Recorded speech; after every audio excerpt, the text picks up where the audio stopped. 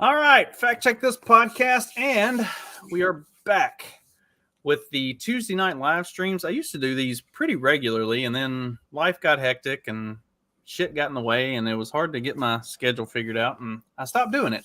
And I'm picking it back up this year, and I'm very happy about it so far. It's gone pretty good. Speaking of shit getting crazy and trying to get back to normal type stuff, tonight I am joined by one of my favorite guests, Forest Mommy. I popped her podcasting cherry, and look at her now. It's all because of you, man. I was trying to think, when was that? Was that like 2021 sometime? Yeah, it was like sometime in early to mid 21. Gosh, you and Unicorn Daddy were blowing up the Liberty Twitter sphere. And bless him. He's still around, just not on Twitter. yeah, I'll see him on. He'll pop up on Instagram from time to time. Not super active anymore. I think he got like an adult life. And yeah, kind of serious job. Yeah, it happens. Which that's kind of what we're gonna talk a little bit about tonight. Is I think post COVID, we all really hit the ground running and just like came out screaming with enthusiasm to fight the system and fix shit. And I think we all kind of hit a wall at some point in 22, 23, somewhere in there. And you especially had a very chaotic and stressful and eventful 2023. So tell us a little bit about everything that you had going on between your run and getting doxxed and just all that crazy shit. Tell us a little bit about your 2023, and then we'll talk about the burnout side of it. Well, 2023. So at the end of 2022, I just started getting involved like 2021, like actually getting involved, getting offline and actually going and doing shit and meeting people. I've never was like a huge party person, but I kind of understand the utility of it, and I always wanted to help that, and it's a way to like gather people and all that. So I was starting to get involved, starting to show up to LP Colorado meetings and other events. And into 2022, I actually became they asked me to be the state organizer for Mises Caucus. So I was like, sure, I can do that. I have a good schedule, easy schedule, and I like to get people together. It was a good time. And there was like the post-COVID, there was some energy, and I kind of felt like we have to like capture this energy at least somehow and see like if we can get some people to help us or point people in the right way or in the right direction. So early 2023, I started going to a bunch of meetings of our county, which I still do. I still go to like county affiliate meetings. We just go to the bars and hang out. So like that's what I do. So I started going to a bunch of those. We had some special events. We had an event in last January so I never liked public speaking. I still don't like it. And it's like, I can do my thing on Twitter as much as I want. You can kind of control the attention you get, but like public speaking, no way. But I ended up like public speaking for this event in Denver. It was kind of like a lot of more conservative leaning and just more freedom oriented. It was a political event. And I got up and spoke for the LP Colorado. And I was like, like, I was so nervous. But afterwards, like a lady came up and talked to me. She at the time worked for Americans for Prosperity, which as a whole, they like suck. But the local people, like all activists, the people who are local and show up, that's who's cool. So like, it just kind of like, it kind of set this like chain reaction of like just kind of getting more involved, showing up to more, learning more about actual policy, like what the fuck's going on. We have some amazing experts out here.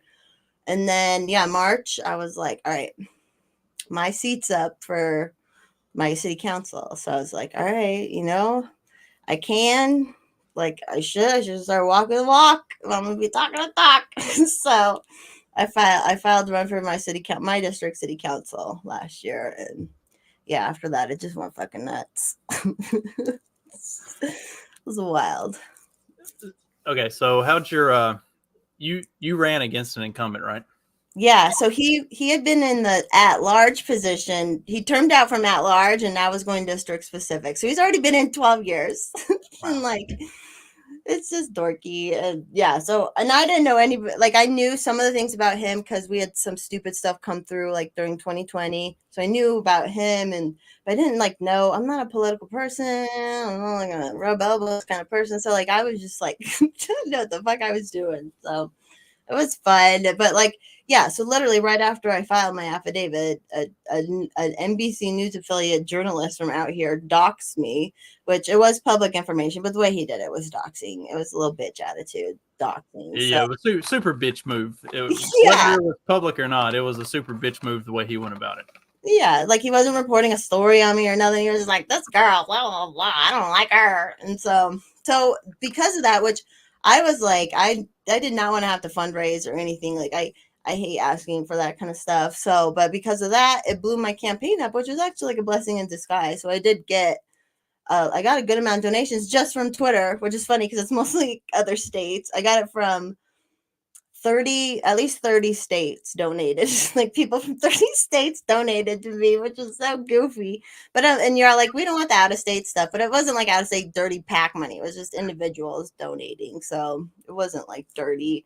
So that helped kind of like to do stuff with the campaign, do mailers and stuff like that. And I had to go like talk at a couple things. A couple of the things I missed because I had vacations planned. So like forums and stuff, which I enjoyed that. I'll actually try to get back on ballots again, and like not fundraise, and just so I can go to this like these speaking forums and be like, fuck you, fuck the government. Just like go off, because like these people need to hear this stuff because they don't ever hear it. And anytime I say it, they're like, it's like we got to start like saying it to them. So that was cool, but it was it was stressful. I felt like I was like obviously, being doxxed, and it's like, okay, why am I on this in the spotlight that way? That was odd. My man was like pissed about that at first, but then once people started donating and he didn't have to donate, then he was like, okay, cool, it's fine. Well, that also got you your nickname, the Nightmare Lunatic or whatever. Yeah, that was from Jesse Kelly. That was because Jesse Kelly shared when it initially happened, was like, oh, this girl sounds cool. I'm going to invite her on. And then him and his producers are weird. All these people are just weird. Like, I'm a normal, like, I know I seem crazy, but I'm really normal. It's like, these people are just odd. And they couldn't just like say straight up, like, hey, we can't have you on because of our sponsors or something like that. But they were just like, we're weird. Like, stock green, weird. So I was like, okay. And then then I said something. What I even said that made him do when he like got mad at me wasn't even mean to him. All I said was like, the libertarian people are like gate kept to some extent. We're getting like there's more people getting their voices out here and there, but like there's just a gatekeeper like from the trad conservative movement. They just like they have their thing. Like they're not going to let people up. And I said, and that's probably like why this person didn't do this, and but why I got uninvited from Jesse Kelly. That's all I said. I said so why I got uninvited from Jesse Kelly. I didn't tag him, nothing. And then he shared with this 600 fucking thousand followers, and like, look at this bitch. And I was like, what did I do? But yeah, whatever. Again, I feel like I didn't like agree with me or not. I feel like I looked better in that situation. So whatever. It was definitely entertaining to follow everything from the outside looking in. I can also see how it would be very stressful, and after doing that for the better part of a year, you could probably definitely get kind of burnt out on just all of that kind of shit in general. I wanted to congratulate you for one. The hardest thing to do in politics, period, is to unseat a incumbent, even if it's a like changing over. If it's a person that's been in that position for a long time, it's virtually impossible to remove them from that position unless they just decide they're ready to step down. And you had an excellent turnout for everything, like by all accounts. So like congratulations for that. I didn't want you to like, I try not to say anything at the time because everybody was congratulating you on it and stuff. I wanted to wait and do it later, but like the votes you got and what you did, that's really impressive for a literal nobody in that scene going against a 12-year incumbent. Like that was impressive. Like you should take a lot away from that. That was a big step. So congratulations on that. That was very impressive. Thank you. Yeah, the like election night party, like once the stuff came out, people were like, I heard groaning, and I'm like, which I had a pretty realistic idea, anyways. I was like, it'd be really cool, but I mean, I figured. And so I heard this groaning, and then they like put it on the projector, and I'm like, I saw I lost, but I was like, I got it was at like 4,300, that like 4,300 votes. I was like, I got 4,300 votes. Like that's fucking crazy. Like that was so cool to me that many. So I ended up, yeah, 4,697 people still voted for me, including myself. So like, yeah, that's cool, and it helped. I did, like, this is kind of what I'm more focused on right now anyways, is the coalitions I built, all these different people, because what matters is who shows up and actually does stuff. Like even in the GOP, yeah, there's shit people, there's these people, but there's a handful of people who show up to do shit, and they're usually really like, we're all on fire to work together, and like all these, this group and that group and this group shows up for this. And so like that's been the most beautiful part, is doing all that. And now we're like, there's like huge groups that have been formed partially from COVID, like from COVID times, the silver lining of people coming together, and just all these huge coalitions now. So that's what I'm still like, I'm still helping and stuff. I mean, do I seem burned out? Just kidding. Come on. I was so like, I didn't even know I was so burned out until January. And then I went back to volunteer at this thing. I volunteered at the stock show out here, which I hadn't done in a couple years. So I was like super stoked about that. And it was fun to volunteer with that. And it wasn't political. It wasn't politics. It was it was like people I used to know and doing the things I used to do. And like, it just like grounded me. And I was like, oh, there's good in the world still. And then my dog died. And I was like, it was just all this. Then I'm like, all right, I'm still involved, but I got to take a step back. And I kind of, so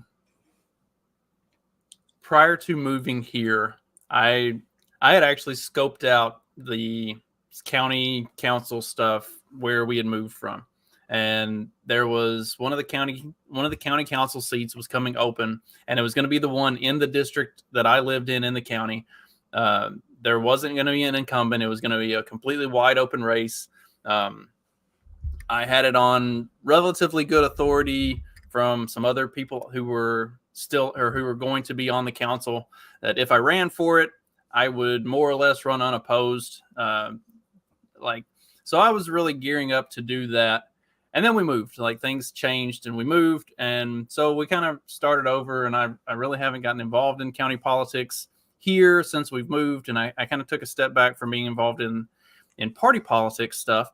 But since I was stepping back from the party politics stuff, I wanted to step up on the stuff I was doing with the show. And I really dug into some really like hard hitting, some of the content stuff that I covered in 2023 was hard to get through, because it was like, I covered that LGBT pedophile ring in Georgia, which was like a 5-part series going through all of the bullshit with that. Like I did a bunch of stuff that I thought was really important stuff that didn't get a lot of mainstream media run, that people needed to hear about.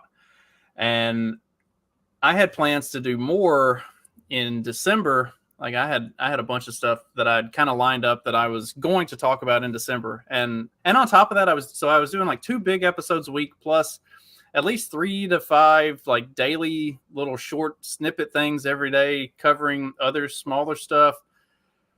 And shit kind of got crazy in December, and I had to take a step back and not do anything for a couple weeks. And then like when I hit January, I realized like I had just burnt the candle on both fucking ends with trying to cover all that stuff. And it had worn on me. And also, like you and I were talking about before the show, with my schedule the way it is, and like my work schedule and the chaos that is that all on its own, I was just burnt the fuck out.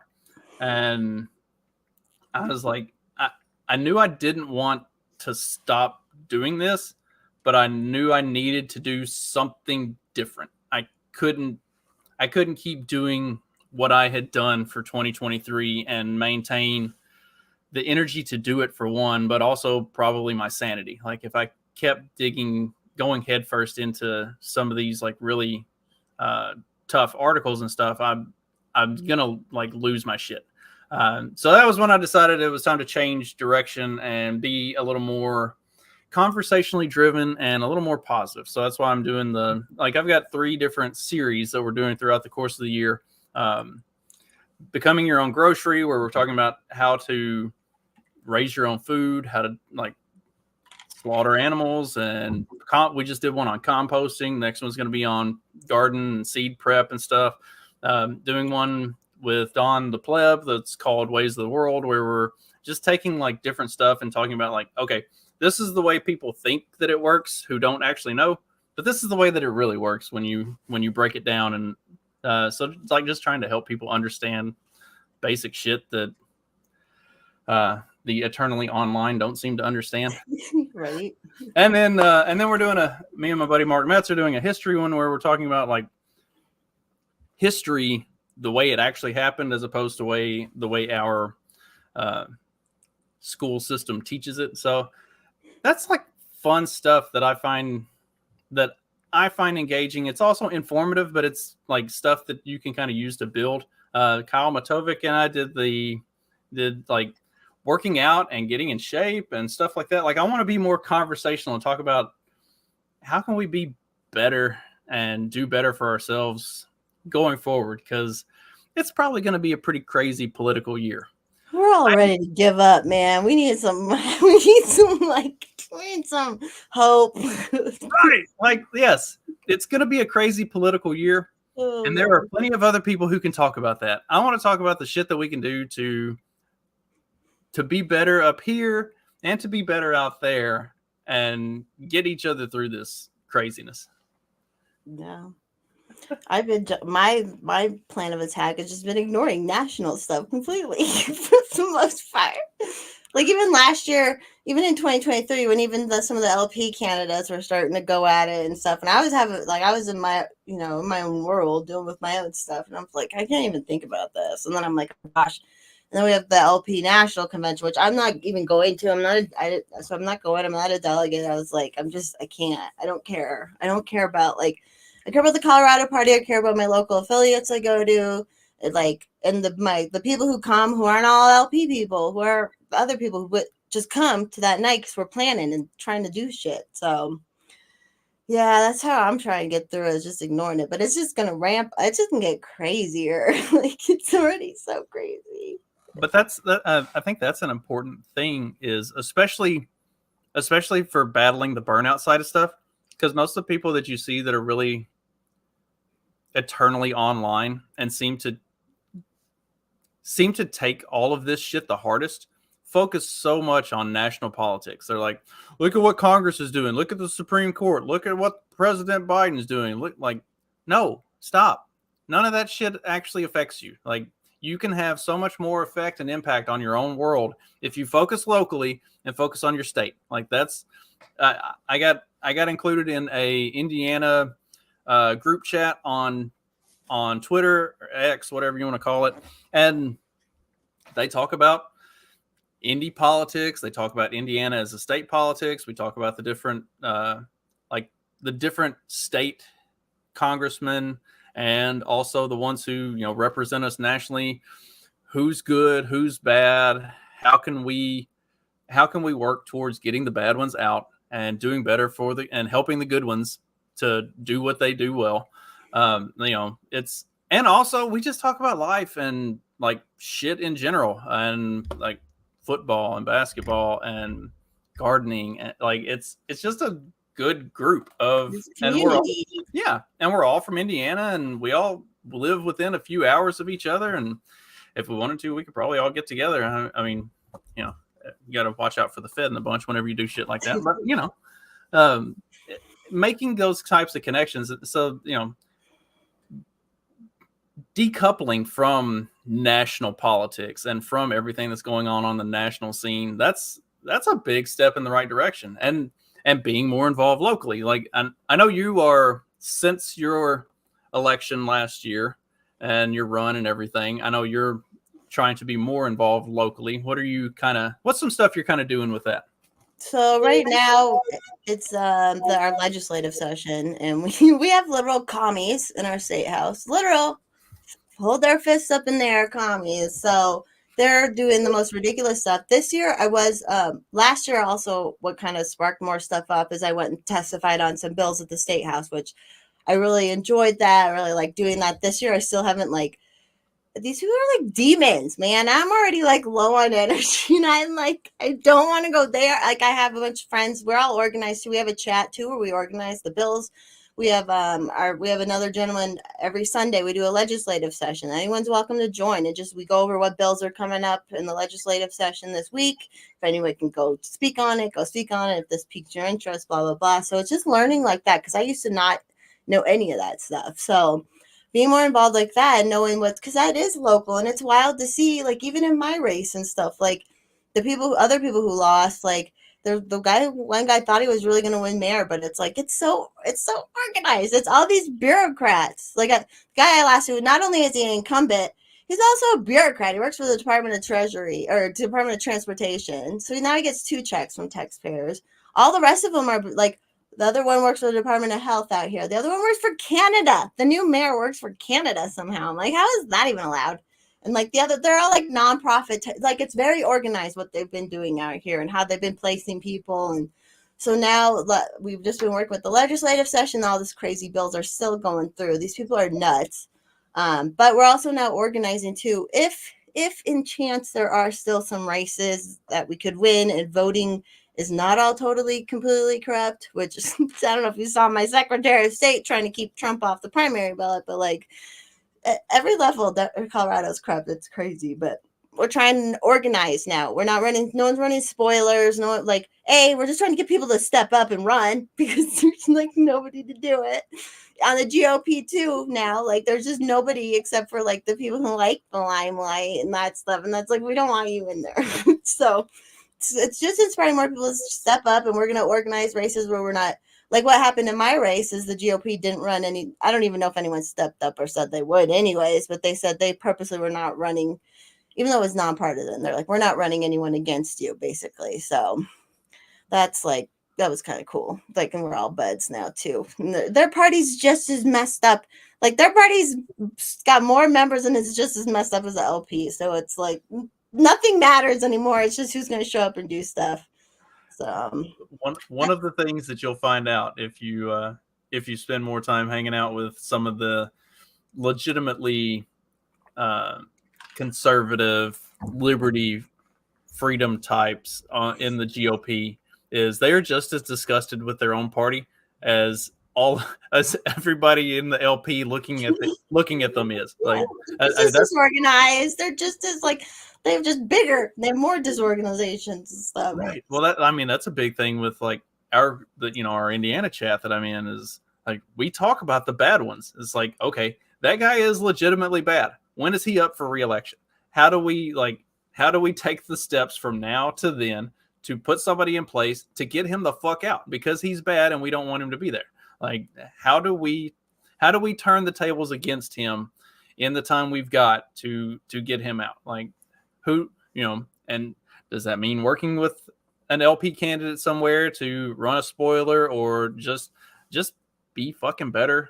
Primarying somebody is usually the easiest way, or like one of the other things we do is identify Democrats and find ways to try to make sure that the worst of them stay away from any positions of power. Like there's a lot of on the state level, there's a lot of coordination that can happen that if you try to do that stuff at a national level, you'll just get burnt out. It's like I did an episode a few weeks ago talking about why we're not black pilled. And we talked about like a lot of the stuff that's positive in our lives that keeps us from being black pilled and keeps us connected to stuff. And a lot of the people that I see that suffer from severe burnout or seem like they're eternally black pilled or doomers on everything is they spend so much time looking at all of the worst possible shit in the news.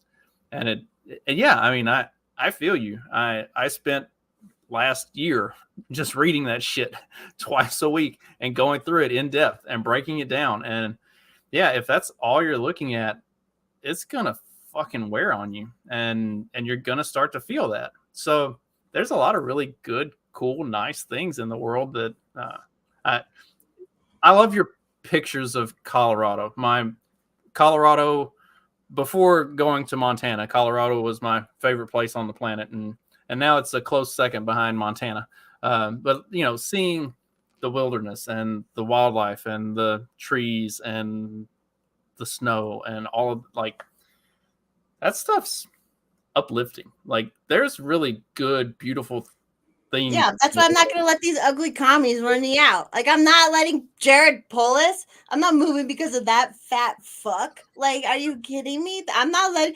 They may win in the end, but they're not making. Like, they will have to come get me because I'm not leaving. Like, they can't ruin. And I'm just so fortunate where I have this, like, my family's beautiful property where I grew up, and like, just feel so connected to the land. And yeah, it's just like, it's just so beautiful. I just wake up when I'm there and I'm like, holy crap, like, these people, these demons in the state house passing these laws, these, like, they're not what's real. Like, they're just a fucking crazy, like, they're just the police force, you know. And I just need to, like, that helps me to have more hope, I guess, too, is like, yeah, the nature. And like, when you get out, when you're in Colorado, it's just, I don't get why all these people want to ruin it. I don't get it. Like, I just don't get it.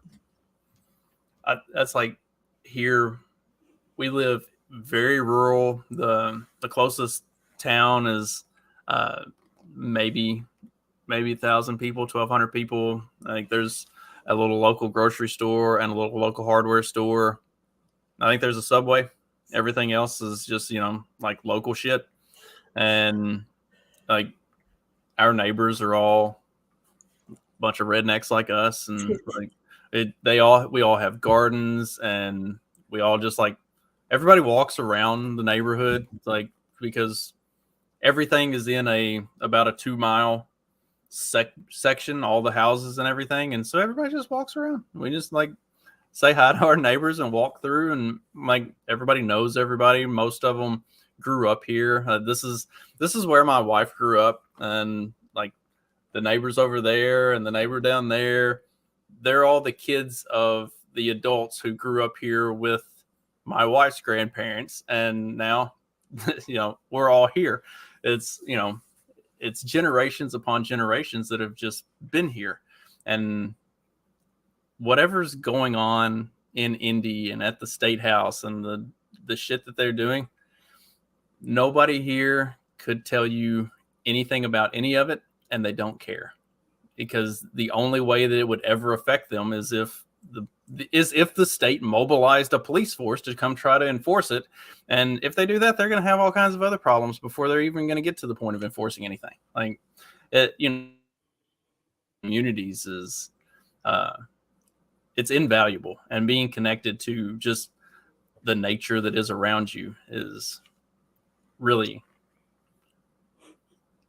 it can definitely do a lot to dissuade the black pilling and kind of burn away some of the burnout. Yeah, it just makes everything more real. And let's get the community. Like, that's what counts. And that's what's funny about out here with, like, the state is trying to, like, come in and say, okay, the communities can't decide to have certain zoning rules, which is zoning rules, whatever. We can talk about that at a different time. But the state is trying to enforce them. But it's like, no, you and the community should technically get to decide for you guys. The state can't come in and override that. Like, but everyone's like, well, it's more libertarian. It's like, no, it's still the community, like, the decentralized thing has the deciding factor. So that's been interesting, learning all these stupid policies they're trying to put through and stuff. You know, it's just, I like Sam tweets comment. I mean, it's not healthy to watch the video of a 25-year-old burn alive on repeat. God. That's another thing. Like, people get so hung up on a story like that, or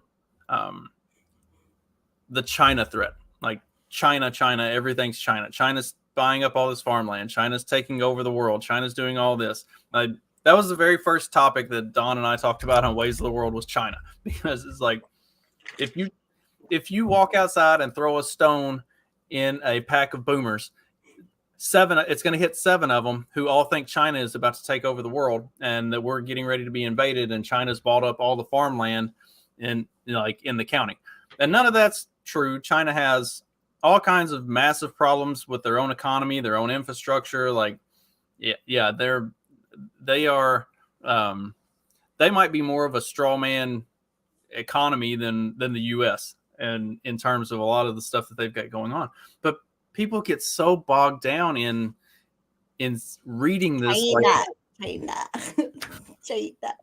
I need to work on my Trump impression. That's what I need to do for my public speaking, is get some impressions under myself. I mean, he's going to be the candidate again this year. I was trying to do some Tucker Carlson for a while, but I got to get better at it.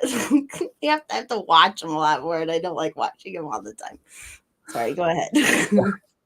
Yeah.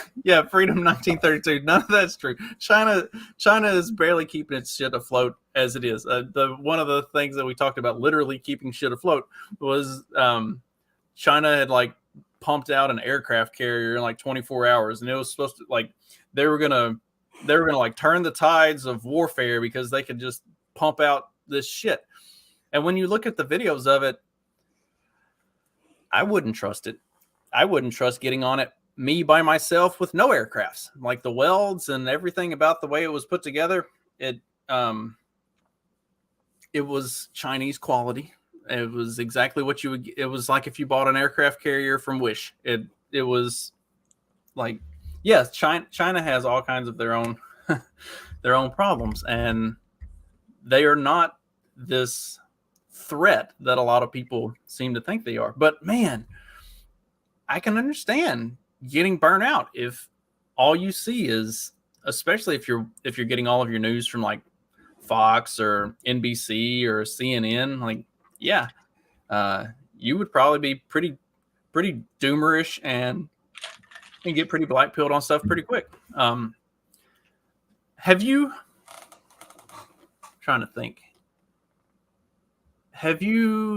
tailored your X experience where that you don't see as much of the insane, constant doomerish bullshit and get more of the funny, dumb shit, or maybe the people that deliberately troll that kind of make you like my son tells me I'm going to hell regularly, and I'm like, dude, if you don't make fun of these people, like, you're going to become just as miserable as they are. Like, you got to have fun with it. Have you kind of tailored your social media experience in that direction at all? Yeah, like I have all like the trad conservative, national, Daily Wire, I have all that stuff blocked. I don't necessarily have a bunch of libertarians and stuff blocked, but I must not follow enough to I don't always see the arguments and stuff. Like I like don't follow Dave Smith, but I always fucking see Dave Smith somehow. He's always arguing with somebody, so it's always like that shows up. But really, yeah, it's mostly I see a lot of Colorado stuff now that I've dialed in more Colorado people that I follow. We're always retweeting in the news for Colorado and what this legislator is doing. So I feel like it's really that's like most of what I see, and then a bunch of just funny dumb shit. So I do tailor it, and it does help. I think it's helped me my whole like Twitter career. Let's call it a Twitter career, I guess. But like I just was good about like when people would try to drag me into shit. I was like, no, sorry. Like, no, like I'm not getting involved in your personal stuff. Like I got very little like there's always trolls and stuff, but there's like I don't know, I have a pretty good experience on there. So yeah. I also have Daily Wire and a lot of those blocked. Or I've also made it a point to try to get some of the more annoying ones to block me, so then I don't have to see them. Like if it's the ones that are, so I block pretty liberally. That's the only thing that I do liberally. Me too. In a heartbeat. and I try to keep it to either I think this is somebody that would report me for saying retard, or I think this is somebody that I couldn't have an intelligent conversation with. Like, there's just no way that they would ever see anything other than exactly through their very narrow scope, and I can't converse with somebody like that. So that's going to be a no for me. And like, that's how I try to block. And now, like, I'll have people that'll send me something. They're like, oh my God, did you see what this person said? And I'm like, I have them blocked. I didn't see that. Like, I see what you sent, and no, I did not see that. I will never see that. If unless it's something that's like actually legitimately important, I will choose not to see it. Like, you can give me the highlight reel of it, and I'll tell you what I think about it, but I'm not going to open that. Like, I'm not going to hit view the tweet just to see what this person that I blocked said, when it's probably the same level of stupid that caused me to block them to begin with. Exactly. Yeah, it's not worth it. Like, I blocked that Pearl girl forever. Like, when she first started, I'm like, oh, this is trouble. And that was when stuff was getting monetized too. And I was like, I know what's going on here. I know what's going on here. I blocked her right away. And even though I have her blocked, oh, hey, Pew Pew Jew, hey, you know. I still see it everywhere, even whether someone posted or someone always did screenshots and stuff. And I'm like, people just leave this girl be. But that makes me all conspiratorial though, with some of these people, like where they come from, how they get big, like, because they suck so bad, where it's like, and I know there's like the things that get people big, that like, aggression gets people going and stuff. But I'm like, there's something going on. There's a lot of things I believe though about like people coming from modeling agencies and things like that. So I don't know. I'm not giving them my views. That's another one that I find myself blocking, is the engagement farming ones. Like, some of them I'll click on it and I'll repost it and I'll answer the question or whatever, because I do think sometimes they are, even though it's very clearly deliberately engagement farming, I do think there is some positive that can be taken out of it. So I'll play those games from time to time. But a lot of them, the ones that just post like Pearl, like the post insane shit, just to get a rise out of people. It's like, I do that myself, and the people that respond to it, I block them anyway. Like, I don't want to play that game. I don't have time for it. I don't have the patience or the bandwidth for it. It gets to be, oh God, what was it? Somebody, I think it was Dawn, was posting some stuff from some of these eternally pissed off types on Twitter, and I was like, I'm really getting burnt out and tired of these like just reply guy types that don't have anything to add to the conversation. Like, I'm just going to start deliberately trolling them with insults until they block me, because I don't want to fuck with them anymore. And coming up with creative insults can be challenging, and it can get your brain working. And so, I get some engagement and some stimulation through that, but I'm not getting anything positive out of these people. It's my other friends that I'm talking to about those people that I'm having fun with. And it helps, like, again, like I said earlier, like my son tells me a couple times a week that I'm going to hell. And I'm like, yes, I know, but it's fine, because I'll be in good company, and we're all having fun in this together. Cool. Right. We're cool people. I don't know if you're in your Indiana chat, like what we do too, is we'll jump on our politicians and just ratio them. Sometimes I'll try and share them, and then so like everybody from Twitter jumps on like my stupid local politicians or the news people. I've had to block some now too, because I was finding myself they're saying this stuff and it's getting me so worked up. I have one guy I blocked because he's just so terrible, and he's like local, it works for Progress Now Policy Center. And then like one of these trans activists who, whatever, about if you're an adult, trans, whatever. But these are trans activists who are passing rules that are about the public school and stuff that does not belong in public school, or with kids. And they just have all this dark money funding them, where they can like file core requests, and there's all sorts of crazy things. And it's like, I call her she. Apparently she's not a she, but like, even though she looks like a demon, she looks closest to a she. So she I was like, I have to block her, because they purposely were wearing like red shoes, like how the whole red shoe thing with Podesta and like the child sex trafficking and stuff. And it's like they're like, haha, we're getting pizza in the basement of the Capitol wearing red shoes. I'm like, why would you fucking like do that? Like, it's just, and they're just and they're using the government, and they say like all cops are bastards, and then I'm like, you're helping pass policy at the state level, which is like a rule that is that's forced on people, but you're all cops are bastards is you're trying to make more rules and especially compelled speech around the trans stuff. It's just like, it's wild. And you can't call them out on their hypocrisy because they don't care. That I don't know if if they've got the brain bug of their ideology so ingrained into them that they don't understand the hypocrisy of it, or if they just simply don't fucking care at all. But you can't call out their hypocrisy because it doesn't sink in. They don't see it that way. And so that's another way that the commies, like, it's communism and shit, Marxism. Like, they will lie, change argument, lie. They'll lie about the most ridiculous things and say it's true. And it's just like, we're just gonna waste our breath on that crap, It's just. And that's another thing that I see people getting, doomer pilled or black pilled or getting burnout on is you try to argue with these people, and there's no winning that argument. It doesn't matter what you say. They're never going to believe that they're wrong. They're never going to acknowledge that there's a dualistic way about their thought pattern. They're never going to understand why the things that they propose would actually work in the complete opposite of what they think it would do.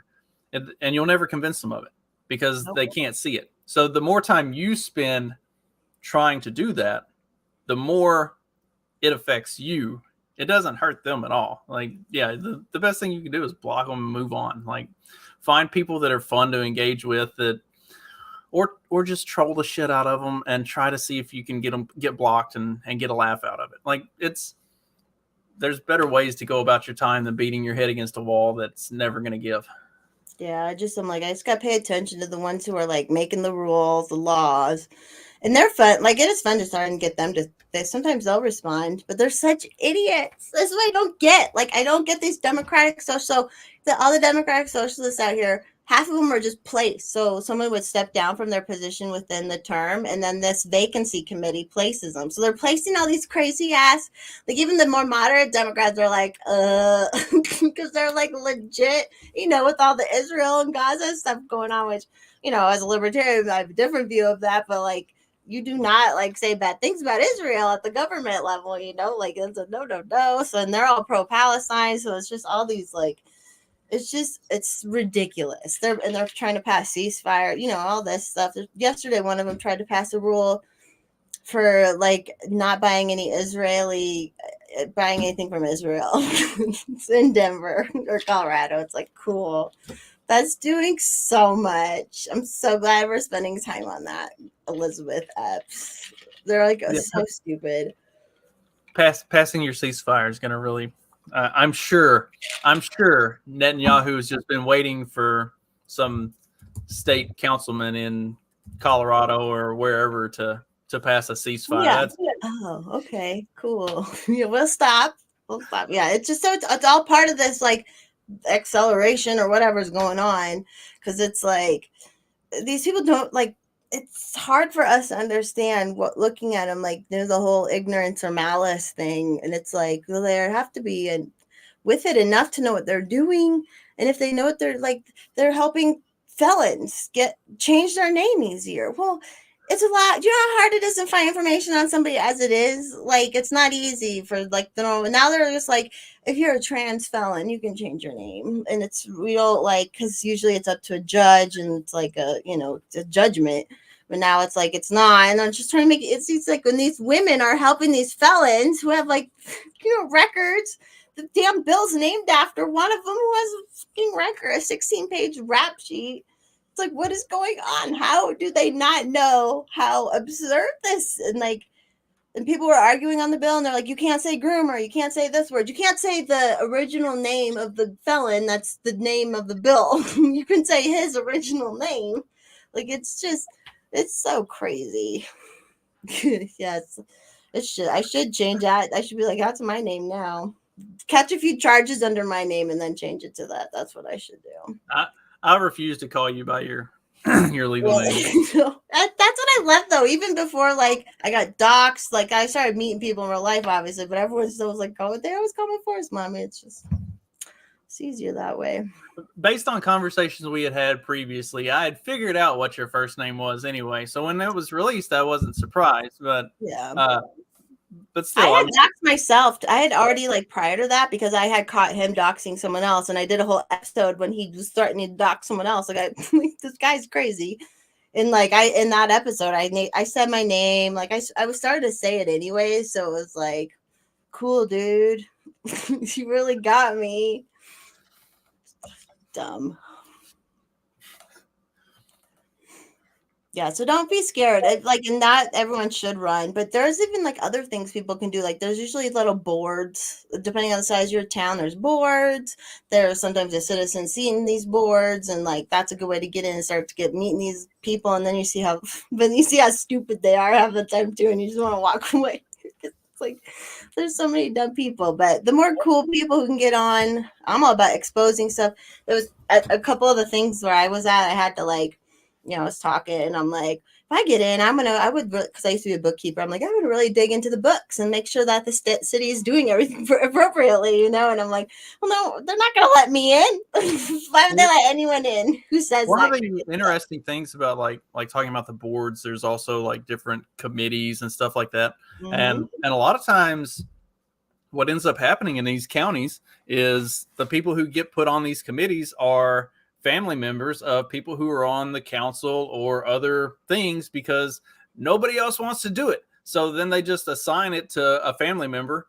And that's where the whole nepotism becomes such a big problem in like county politics, is because literally nobody else shows up. If you were just willing to show up to like council meetings, and whenever they talk about, hey, we need to form this committee to figure out what we're going to do about this, just be like, hey, I'll join that.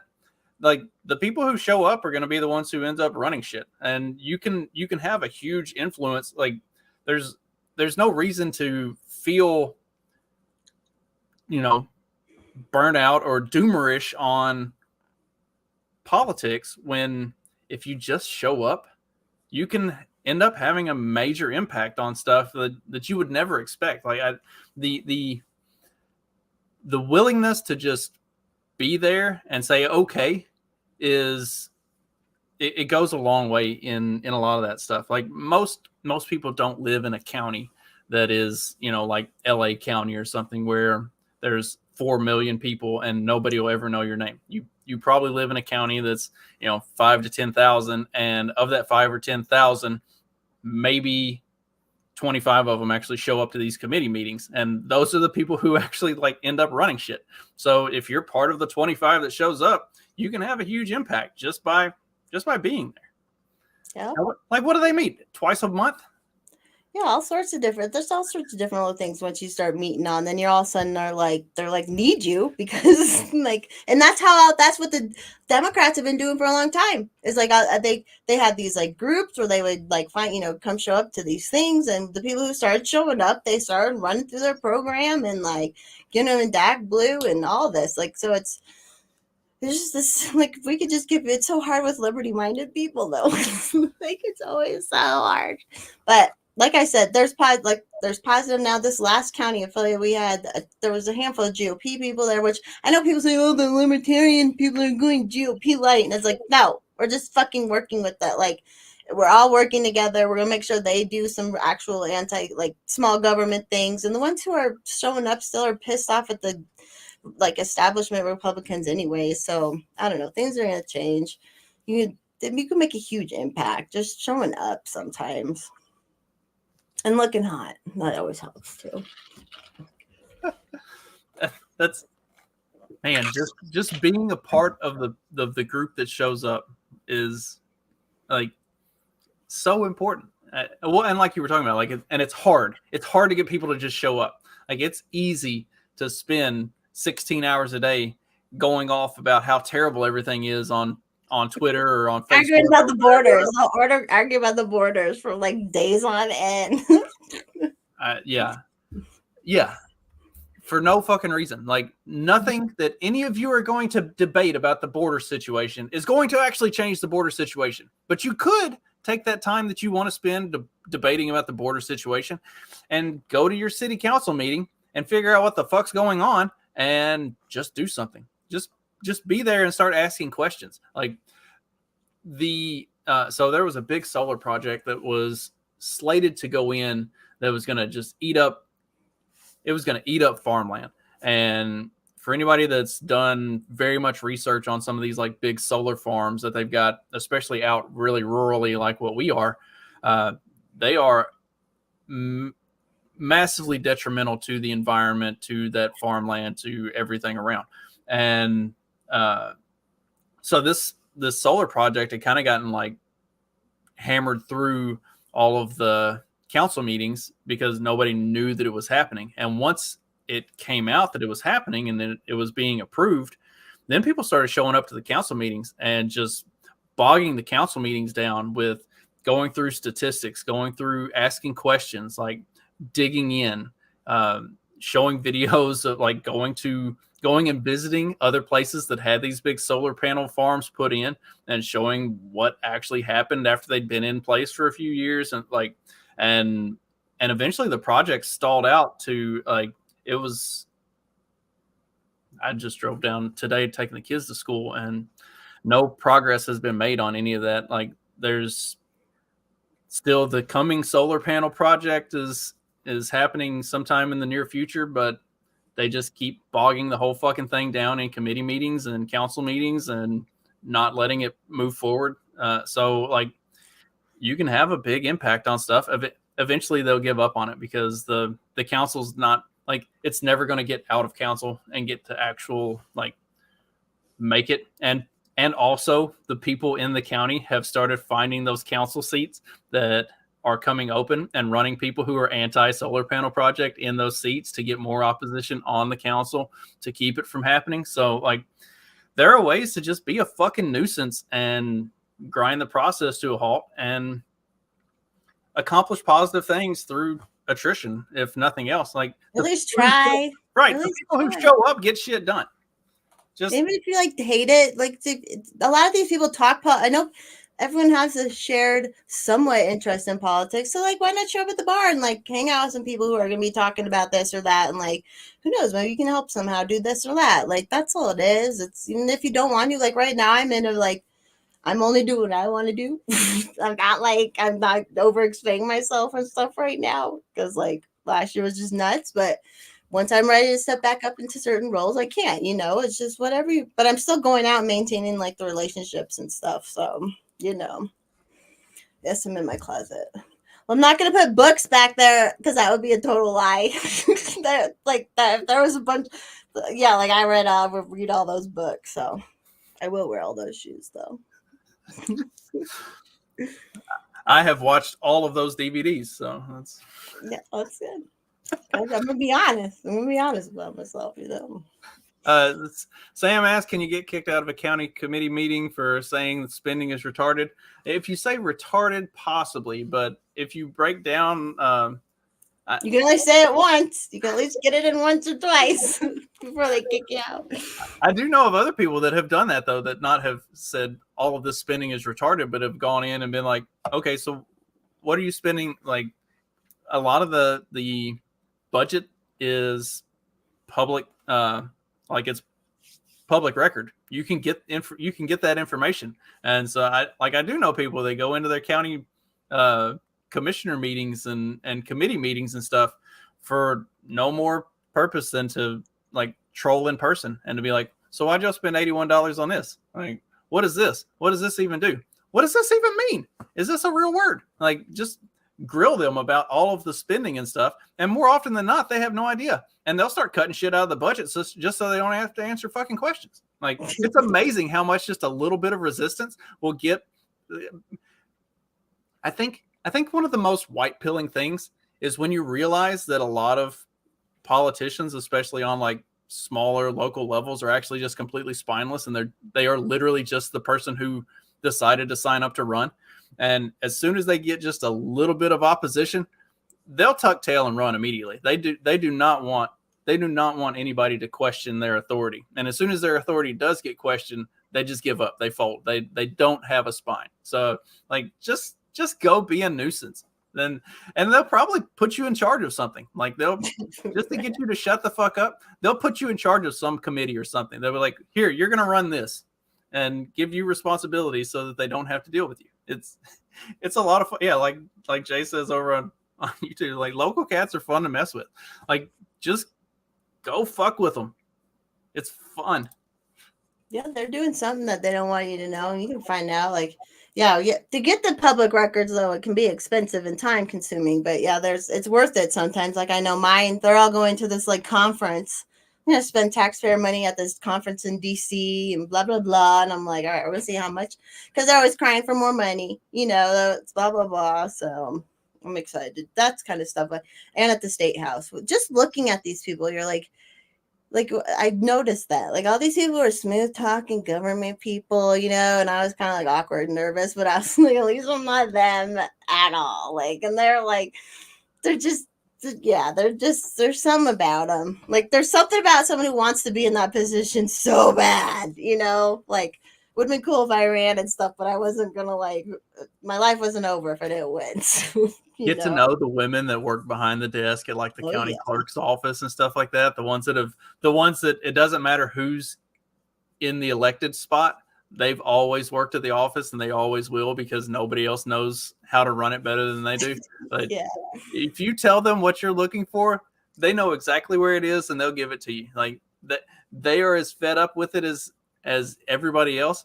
They're just kind of in a position where they can't really do anything about it because they've been there for so long, but they'll give you all the information you want and then some and help you find ways to go you can be the thorn in the side of these committees and these councils and stuff that they can't be because they work there and they don't want to lose their jobs. Like they're more than willing to help you be the pain in the ass that they're not allowed to be.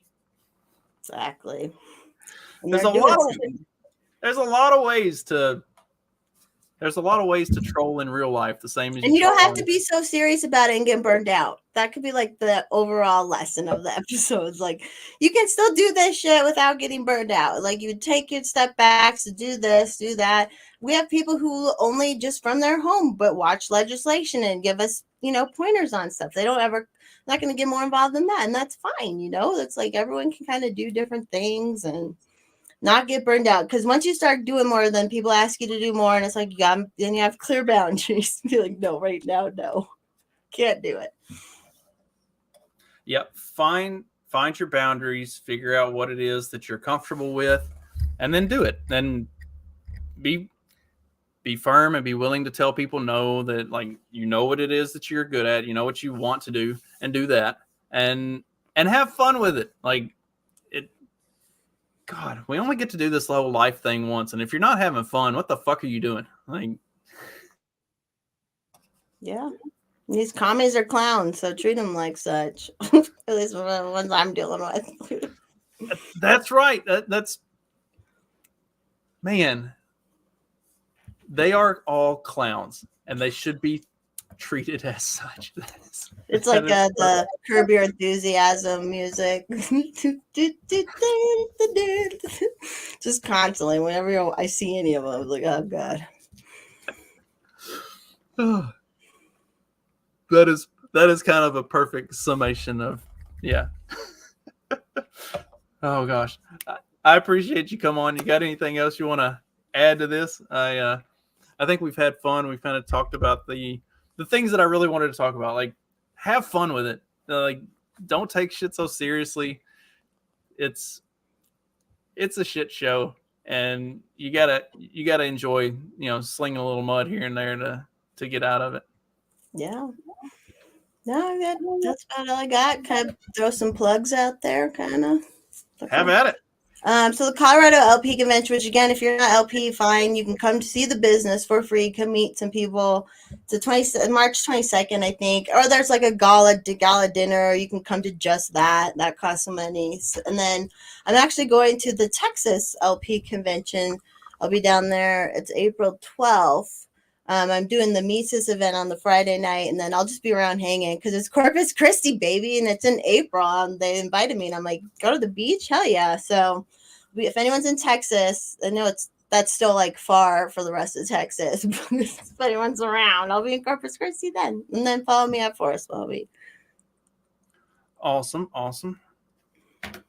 And thank you. Thanks for having me on. For the people who joined later too, he was like the first podcast I ever went on in 2021 for some of my people who came on late.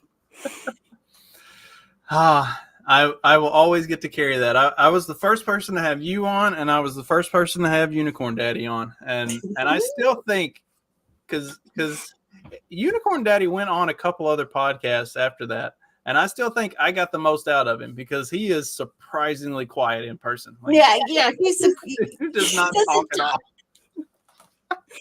Oh, that's funny. So this has been a lot of fun. Hopefully, if you got nothing else out of it, is don't take this shit so seriously. You should be enjoying yourself. If you're starting to feel burnout or black pilled or whatever, watch some of these episodes. Give us a shout. We can point you in the direction of some people you can troll and have a lot of fun with. So that's all I got for today. I will be back possibly tomorrow, actually. And if not tomorrow, then I'll be back next week. I got to remember what my topic is. I drink too much on my days off. Anyway, I'll figure it out, and I'll put out a teaser for it or something later on in the week. Thank you, everybody, for joining us. It's been great having everybody in the chat. Thanks again, Forest Mommy, and I will catch you all later.